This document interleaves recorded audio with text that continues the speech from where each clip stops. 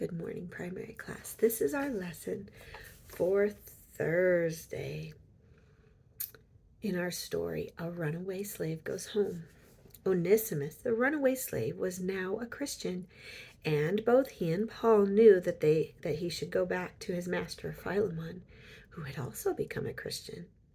He should ask Philemon to forgive him, and he should pay back what he had stolen. That must have been a hard decision for Onesimus.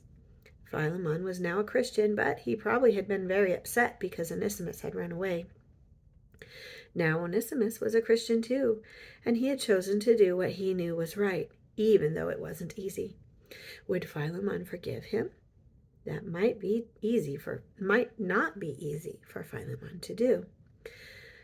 Paul wrote a nice letter to Philemon, and Onesimus took it with him when he bravely went back to his master. The letter is in the Bible. It isn't very long, and you might like to read it. But how did the letter start?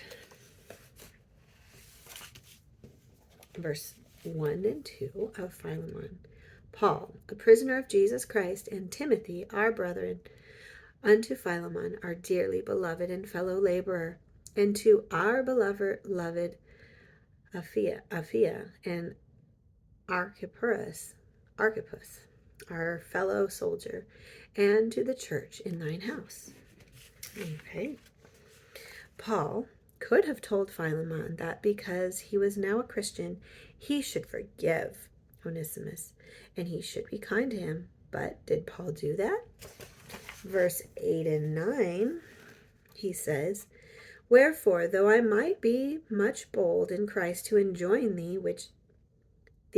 that which is convenient, yet for love's sake I rather beseech thee, being such as one as Paul the aged, and now also a prisoner of Jesus Christ. Perhaps Philemon's eyes filled with tears as he read the letter and thought of dear Paul being a prisoner in chains. Paul's letter said that he knew Onesimus hadn't been a good slave, but after becoming a Christian he had become a good worker, and he would be very helpful to Philemon. Paul even wished that he could keep Onesimus as his own helper.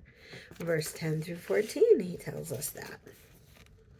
I beseech thee for my son Onesimus, whom I have begotten in my bonds, which in time past was to thee unprofitable, but now profitable to thee and unto me, whom I sent again, thou therefore receive him, that is mine own bowels, whom I have retained with me, whom I would have retained with me, that in thy stead he might have ministered unto me in the bonds of the gospel. Perhaps Philemon had always felt unhappy when he thought about Onesimus. Do you think that his feelings began to change as he read Paul's letter? Why do you think so?